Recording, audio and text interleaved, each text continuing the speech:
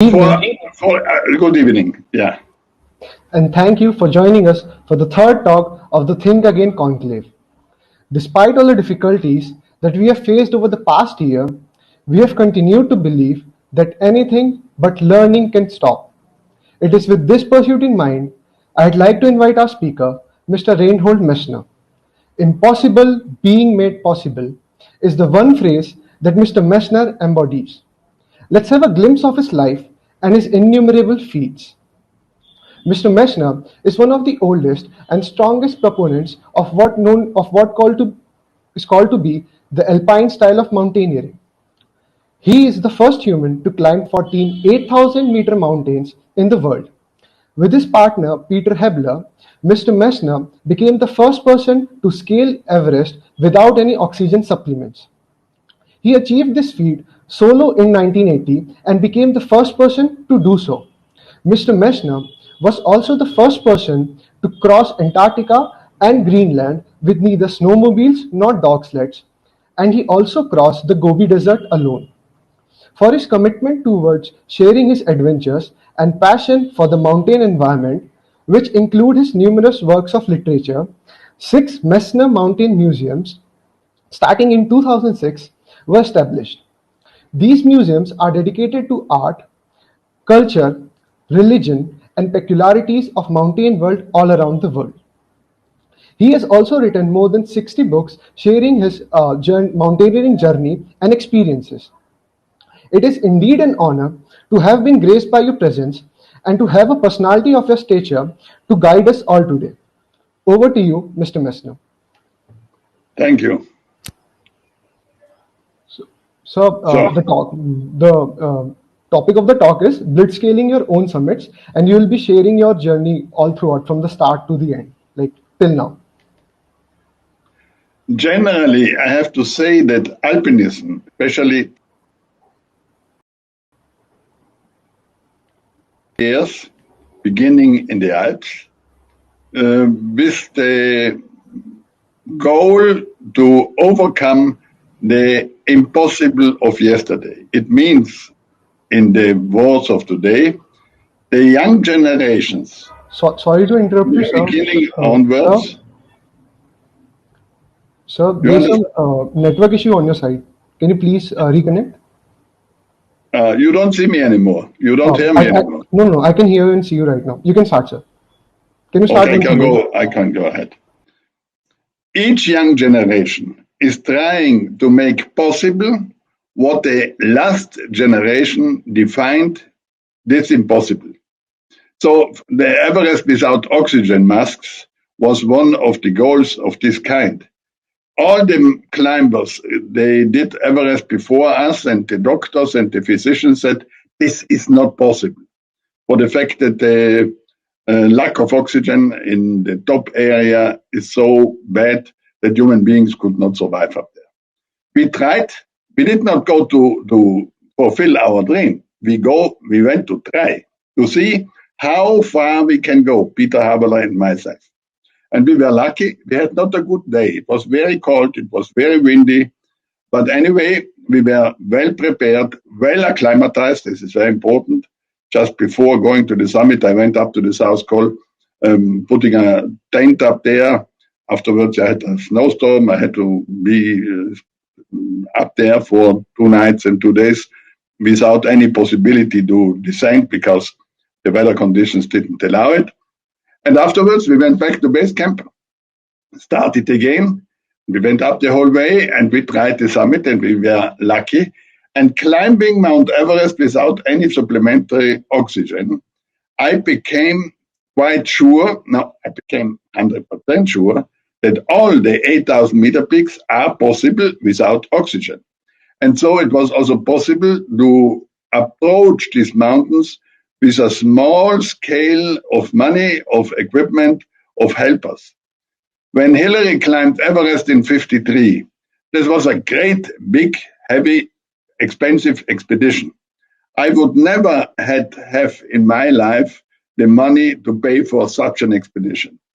But after climbing Gasherbrum 1 in the Karakorums in 1975, in 2 without help of the Sherpas, without help of Hunsas, without fixed ropes, without high camps, in pure alpine style, the costs were only a small part of the costs of a big expedition. And so also normal people, not very rich people or alpine clubs, could do what is extreme alpinism in high altitude. But this approach of overcoming the impossible of yesterday, I just tried in the Dolomites in my rock climbing period. And also the museum was a temptation to put the culture of mountaineering in a museum. And so I decided on the end to have a museum with 6 different houses, one for the ice, one for the rock, one for the holy mountains, one for the mountain people, one for traditional alpinism, and the central museum where is the motor, the inspiration for the whole thing.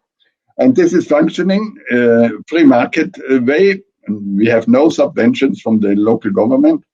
We run these museums. In the moment, we speak difficulties because there is Corona and they are closed. It's not allowed to open them. But I'm sure we will go back to bring them ahead and to be successful in this way to tell the mountain stories.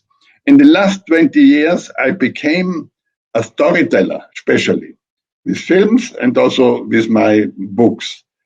And I try to keep alive the whole climbing history, the philosophy, which is in this activity. And this is for me at least as important as the climbs I did before. Before I went personally up to the highest peaks, I did the most difficult routes in the Alps. And now I am telling about it, about all the climbers which are in the line of promoting, of bringing forward alpinism, always overcoming the impossible of yesterday. Thank you, sir. So I would like to ask a question, like starting from the beginning, how would you prepare for an expedition given that there was no internet back then? So, collecting crucial information was very difficult. So would you read books or talk to people? How would you start it? I did both. I read books from whom I take important in climbing activity and history. And I was very lucky to be in a situation, I was born in 1944, to speak with the older people. I could speak with the leading mountaineers of the 30s, of the 50s, but also the leading mountaineers of the 30s, of the 20s also. Odell, I had the opportunity to speak with Odell, and speaking with him, I understood where Mallory disappeared. I knew just in the 80s that Mallory is not gone to the summit. This is not thinkable. For the fact that he was below the second step, and the second step with the equipment of 1924, was not possible. All these chatters, they say probably he went to the summit. Oxygen was enough. Oxygen probably was enough. But if there is a rock wall of 30 meters where you cannot climb with nail shoes and with a very thin rope, no pitons, with maybe 15 kilograms of oxygen in your back, this is not either possible today. When Konrad Anker did the ascent without the ladder which the Chinese put in 75, he also had to use some belayings. Otherwise, he was afraid to go up there. How to imagine in 24, with the experience of 24, to go up this piece? And knowing the position of Odell, from where he could see the summit ridge, and knowing that he could see a climber, he did not know which one, Irwin or Mallory, going up in a few minutes on the second step. He was thinking maybe the second step, because it was all clouds, so he could not exactly see. It was clear that they were not on the second step, because nobody today can climb the second step in 3 minutes.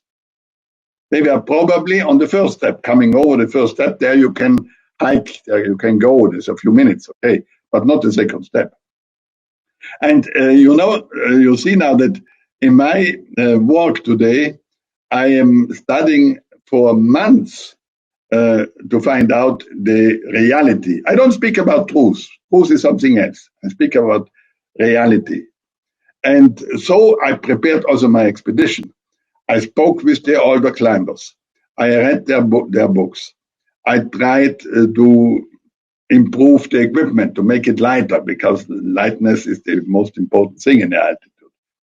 And getting more and more experiences, I could also avoid death because this is the big art in mountaineering to avoid death because we go freely with our willpower. Nobody can stop us in places where we could die to stay alive. This is the goal. But if I do not go in dangerous places where death is a possibility, it's a different thing. It's only a serious thing, mountaineering, traditional mountaineering, because death is a possibility. And who is saying that this is not okay? This is a thinking from not important from whom? I say nature is every day new. Nature is creative. We are not controlling nature. We have to follow their rules. We have to go in the mountains together with the rules of the nature and not against. We are not conquering the mountains. We are going there and we are accepted, but all our instinct, all our knowledge, all our experience is helping us to survive. And we put them in with all our concentration also. And for this, sometimes the going down from the mountains is so dangerous because on the way down we are tired. It's not so hard to go down, but if you are tired, you make a mistake, whatever. We are out of danger only if we are back in civilization or back in base camp. So it seems like you can like never escape studying in such a physical sport as well. Studying always comes back. Okay, out of all your expeditions, which one was your most memorable expedition and why? My most beautiful expedition, the most memorable expedition is the Nanga Parbat tragedy in 70. This was the hardest thing I had to come over. We had a bivouac without any shelter at a little bit less than 8,000 meters. It was between 30 and 40 below in Celsius. We had clothes, but not clothes like they use today. Our shoes were in leather, so they were wet. They were pieces of ice. And we were totally desperate because not knowing how we can escape from this situation. And afterwards, the going down, the loss of my brother, the being exposed to hunger, to cold for a week, more or less. And nobody knew that I'm still alive. So this was the hardest thing I had to survive. And a few moments in this going down, I had out of body experiences, near death experiences. But the opposite, the most beautiful ascent I had, the most enjoyable ascent I had, also Nanga Parbat, 8 years later, when I climbed the peak in a solo ascent on a new line up, a new line down, and without any help. I started in Europe with the equipment of 60 kilos, nothing more. And with these 60 kilos, I approached the mountain. I had a liaison officer, a doctor in the base camp, how the local rules forced me to do. And afterwards, I was on my own. And I was really lucky, good weather on the way up. I had 48 hours of storm below the summit. I waited, sleeping, waiting. And afterwards, I had an opportunity to escape from the situation and to go home with the first solo ascent of an 8,000-meter peak. So, while preparing, what was more challenging, to prepare yourself mentally for an expedition or physically? It's more important to prepare mentally. Physically clear, you have to be trained body. You have to acclimatize in the base camp and a little bit higher. But the most important thing is the spirit, is the mental preparation. And this is possible if for a long time, also for years, you are living in advance with your challenge. So often I memorize in the night during the half sleep what it will be staying up there, what will be carrying a rucksack of this weight, because you need some food and some gasoline for melting snow and other things. You have to know what you need, but more important is to know what you don't need, because everything what you need is also breaking you down because it's heavy.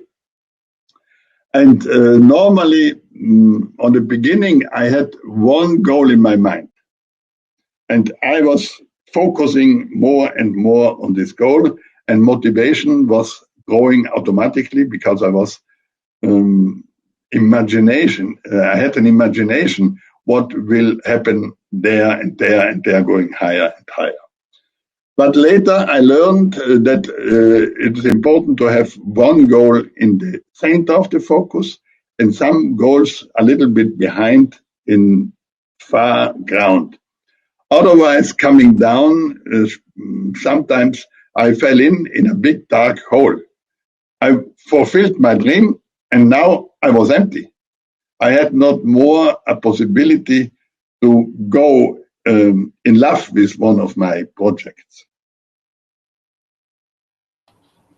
So, was it always your dream to achieve what you have achieved so far? No, I did not start with this. I started as a small boy in the Dolomites, following my father, following my brothers, or being in front of my brothers. I'm the second oldest of 9 children. And we went every weekend on the beginning and later on also more to one of the local mountains. They were above our home place. I have still a small cabinet in a meadow below this beautiful Geislerspitzen where I was brought up. And there was not an idea to go later on in the Himalayas or to the South Pole, no. But with the years coming and with the successes, the enthusiasm became bigger and bigger. And so I was the first time invited to an expedition to the Andes in 69. Afterwards to Nanga Parbat. And with this, the door was open to seek also for the highest peaks. But in the 70s, when I had my strongest period for high altitude climbing, I had the right age and enough experience then. The 8,000-meter peaks were not all accessible. For example, Kanchenjunga for a while was not accessible, was forbidden. Also Shishapangma. Also for a while the Karakoram Mountains. They became free afterwards. Shishapangma became only free in the 80s, beginning of the 80s. And in 82, after climbing Kanchenjunga on the north side, Gashebrum 2 and Broad Peak in one expedition, 3 8,000-meter peak in one expedition, I understood that I can do them all. I was missing only 4. So I decided, okay, I go for all the 8,000-meter peaks. And afterwards, I understood that my enthusiasm for this kind of adventures was gone.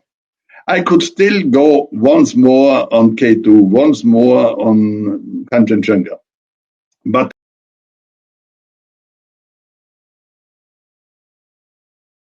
not boring, but would be not anymore the same thing I did before. And so I decided to change again life. Like after the rock climbing time, I changed now life in the horizontal adventures. And after this was also successful, I understood that I have to change life up to my end of my life.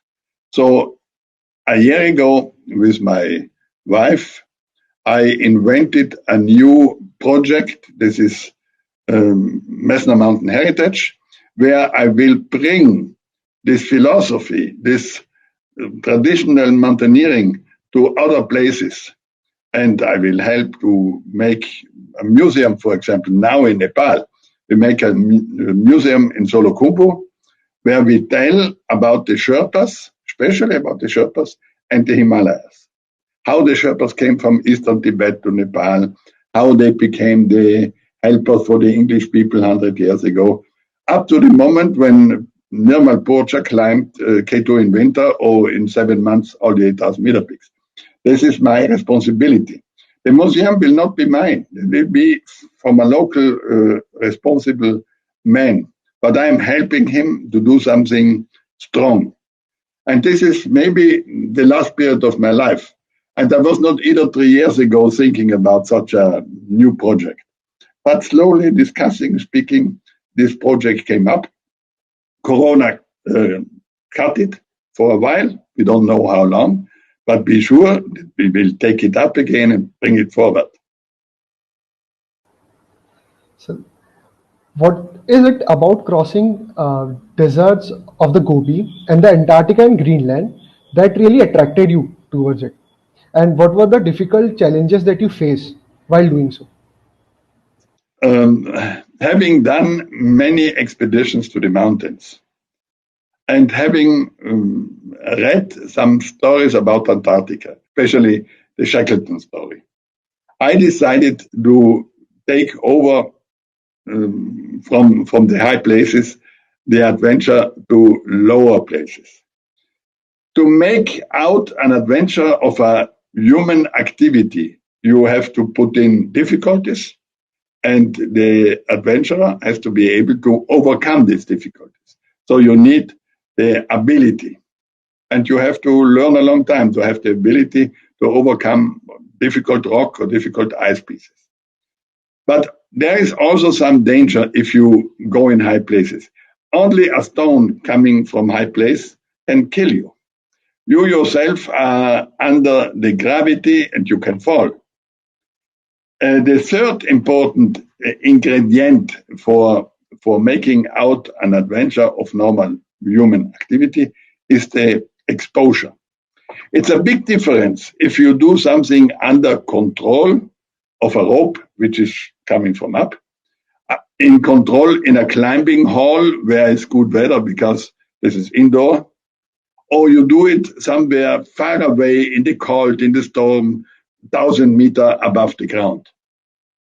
So I understood, quite studying the whole thing, the difficulties in Antarctica and in Gobi, they are much less than on a Dolomite wall. The difficulties are not either high on Mount Everest, the climbing difficulties, but there is the high altitude, which is a big difficulty.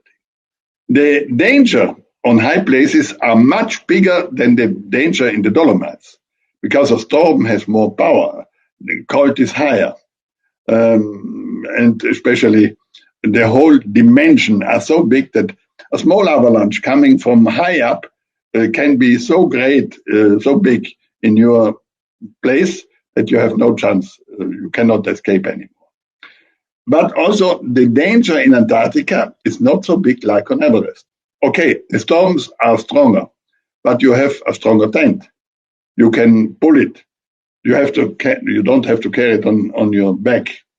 So you have better equipment, stronger equipment for case of really hard storms. There are some crevasses, but I think less crevasses than in the icefall of Mount Everest. But the third dimension, the exposure, is much bigger than in the Himalayas. From the summit of Mount Everest, I can not see the base camp because the tents are too small. But I can know there is the base camp. And in 1, 2, 3 days, I am down, out of the play. In Antarctica, in the middle of Antarctica, okay, there is an American station. But if you are not in this station, you are far away of safety, 1,000 kilometers away of safety. And so you feel this. You feel you should not make a small error, a small mistake. Otherwise could be your death. And for this, also this kind of experiences are strong experiences because you are in maximum exposure, you are in difficulties, you are in danger. And these three parts which make out of our activity an adventure are still there. Only the sum is maybe the same. Only where is the big problem? This is different. So that's great. So how would you compare the success of recent 14 summits in 7 months compared to yours in 14 years? Do you also believe it is because that training and physique of players have evolved over the years, apart from the finances and logistics? I have a great respect for Nirman Pocher. That's the first thing. I will have a phone call today with him because he's criticized in Europe, and I think this is not right. I just on the beginning, when he put in this project, I was enthusiastic. Why? Because many Westerners, they pronounced this project in the last 40 years. Somebody said, I will go to do the 8,000 meter peaks in 1 year. On the end, nobody started. Nirmal Pocha put in this project and said, I will try to do the 8,000 meter peaks in 1 year. And I was thinking, this is not easy. This will be difficult. I sent him a small amount of money because on the beginning he had no money because he went out of the Gurkha soldiers. And I met him the first time personally on the base camp of Nanga Parbat. And I understood how he is functioning.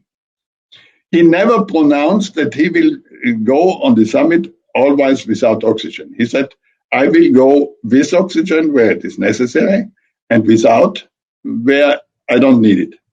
I will have a group of 5, 6 Sherpas. They help me to make the base for the summit assault. They go with me, they help me, they keep some oxygen cylinders on the path of the last camp if he doesn't need him to go to the summit. And with 1 or 2 or alone, he goes to the summit. And then I understood he is following his project. This is his project. He's free to say how he's doing it. And especially I understood that he was a Gurkha officer. So he learned from the English to organize, to motivate, to have a plan, and if the plan is not functioning, a second plan. So he was very well prepared in the Gurkha soldier area with the English as high officers.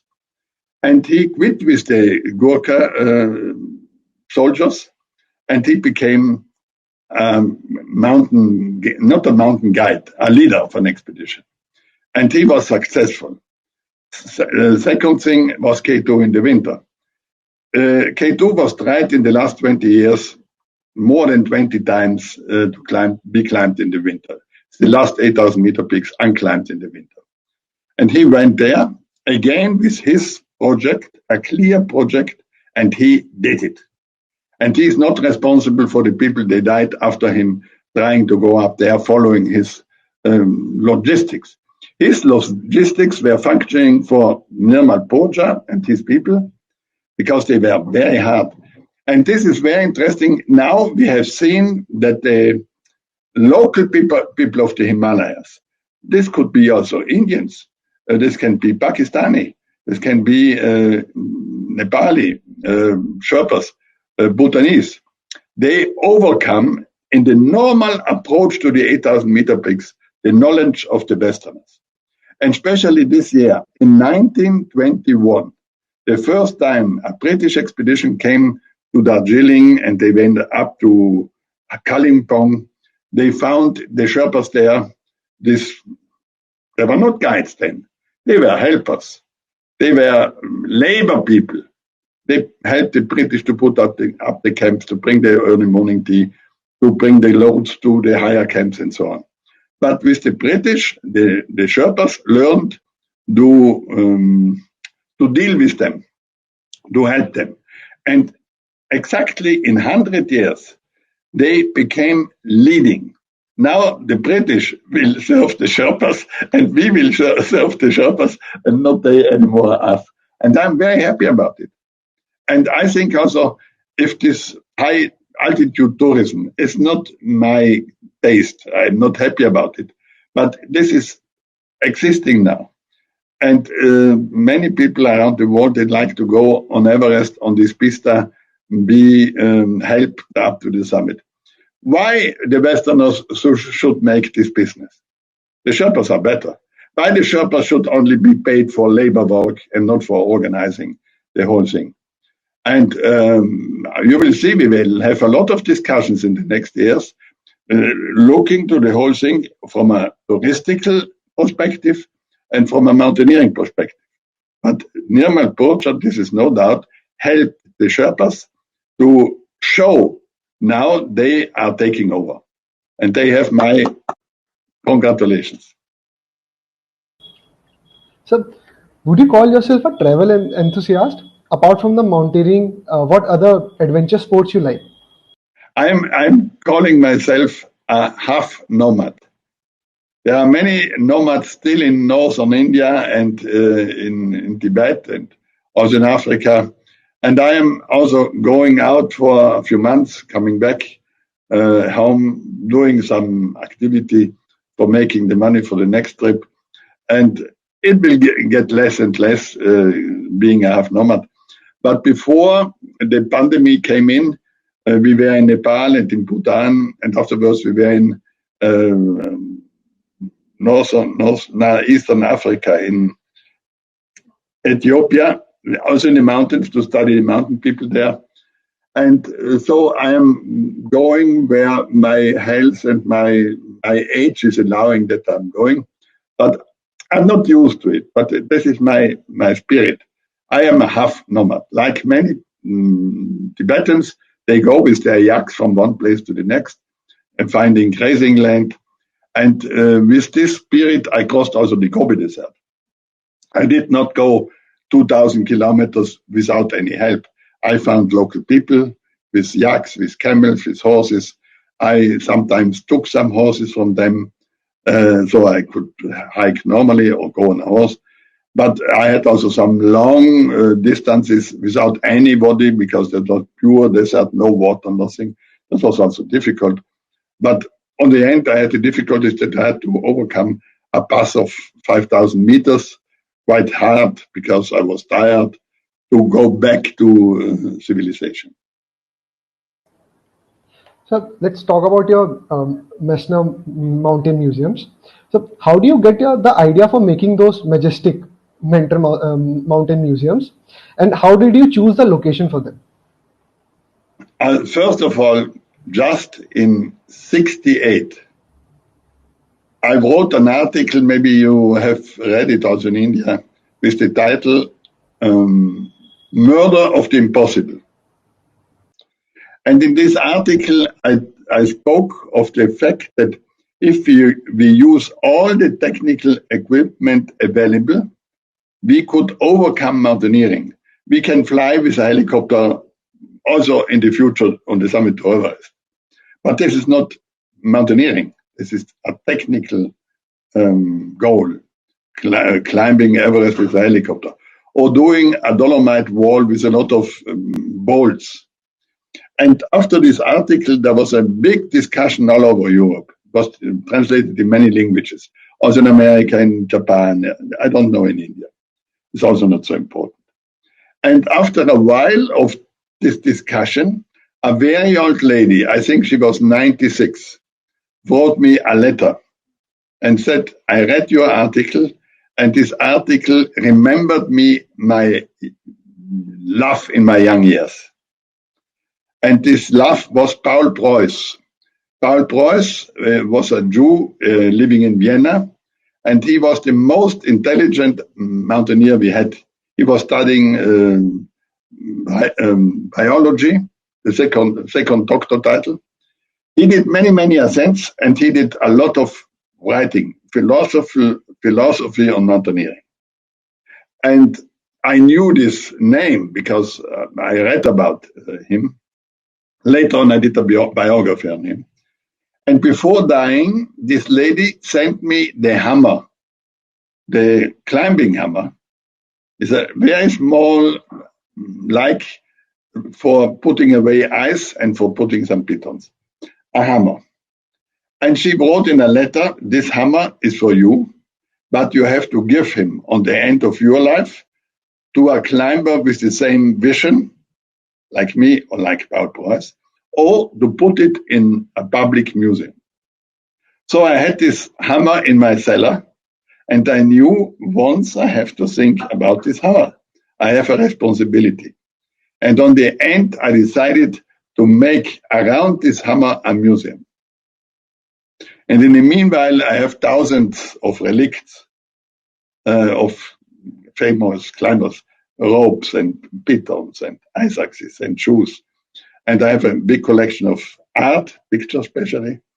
And with all my books and my studies, I have also the whole history of mountaineering just in words. And I decided on the beginning to make one museum, but locally, the place where I wanted to go in is of the local government. They were not willing to give me this place. So I began to make small museums. One on the rock, this was the first one, in 1992, on the year of the mountain. I made a museum on rocks. And this I put on a summit of a mountain, 2,200 meters, in a fortification of the First World War. It's not mine, it's of a local community, and they found the money to restore it. And inside, I put all the art and all these relicts, which I needed to tell the story of rock climbing, but also the mental approach of rock climbers to the mountains. And around this museum, you see hundreds and hundreds of the most beautiful rock pieces you can imagine. Afterwards, below the highest peak of South Tyrol, my homeland, there's a glacier mountain, a beautiful glacier mountain. I put a museum on ice. I was paying for the building. It's under the earth. So you have inside the feeling that you are in a crevasse. And through the crevasse, you can see the peak of Ortles, means the ice peak above. So I was able to combine the world outside, nature, reality, with my museum. So I take the world outside in the inner part of the museum. And I speak about the ice. Afterwards, I was beginning to look for a museum of the mountain people. And in the meanwhile, the local politicians understood that I am able to handle this by my own. And finally, they give me the huge museum at Bolzano. Again, I got a fortification, 1,000 years old, more than 1,000 years old, totally broken, but we reorganized it. And I filled it in years of work, 5 years of work, and this became the center. And when this was functioning, I decided to make one more museum on the Holy Mountains. This is the place where I'm sitting now. This is my own castle.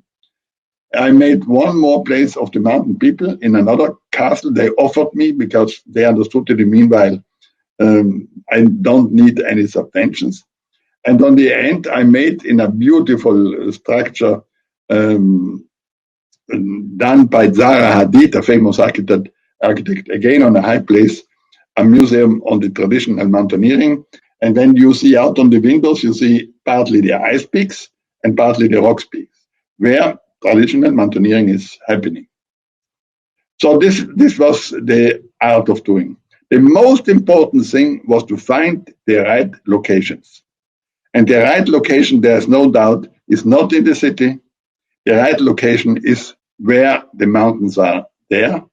And you need the mountains, the right mountains outside to be strong with your storytelling inside. So, just a question. What kind of training did you have to go through when for mountaineering? The most important training I did was running uphill, very steep. I did it just with 15, 16, and I understood this makes me strong. I am more a type of a runner type, and not a muscle type. Today, for the hardest rock climbs, you need a special training for your arms and for your upper body. For the Dolomite climbs, I trained also for my arms and for my fingers. but not so hard like for my legs, running up mountains. And when I decided to become a specialist on high altitude climbing, I forgot about my fingertips and I did especially run up hills to make the lungs and the heart and the whole blood circulation strong. So, can we get a message from you for us Bitsians? A message. Yes, sir. Generally, I will tell you that each of us has to find his own way. And the way of another person would be always the wrong way. So I say to the people, don't follow me. Find your own way. Today's climbers, they are in another period. So they just approach the mountains in a different way. And I'm very happy that many young climbers from all over the world, mountaineering became global. They go on smaller peaks, 6,000, 7,000 meter peaks, and they do very hard lines on totally exposure, not having any support on the backside. And they do really pieces of art, like it happened 100 and 150 years ago when British came the first time in the Alps to invent this activity, which is not a sport. What we are doing is not a sport. What's happening in the indoor climbing halls, there's a sport. What's happening on Olympic Games with climbing on artificial walls, there's a sport. But what we are doing is not a sport. This is really the meeting of mountains. We meet mountains and we meet the biggest mountains of the world. And I prepared it this way, but I told you before that mental training was more important. For crossing Antarctica, it's clear that I try to be in good shape. I knew that the mental power will be important because it's not anymore 4 weeks to climb, like to climb an 8,000 meter peak. Altogether, it's half a year. I would be out and under maximum, not stress, but under maximum attention or whatever. Belastung. No, this is. I don't find the word in English. It's not so important. Okay. No, not a problem, sir. But maybe another thing that I could give as a, if somebody thinks that he can grab luck in sense of happiness, climbing mountains, he will not find it. I think only if we let us go, if we let us fall, if we make ideas which are on the beginning only existing in our mind, true, and we are totally involved in this making real what we dreamt before. This is happy doing. Happiness, we are not anymore seeking for it. It's there, but we don't know either that's there. We know only afterwards we were happy climbing a special piece, going up the last meters on an 8,000 meter peak, being in perfect weather in Antarctica, in the middle of the infinite white, or coming out of the crevasses in Greenland on the way down to the first place with human beings. Well, Somebody's missing. Yeah, you're back. no, sorry, sir. Well, I would like to thank you, sir, for such an enlightening and inspiring talk about your journey. It sure was very inspirational, and I truly believe that it will motivate all the audience members. That it will help them to scale their own summits in the future. I would also like to thank all the audience members who came for this event and made this event a very successful and memorable one. Thank you. Thank you, all of you, and many greetings to India. Thank you. All the best. Thanks.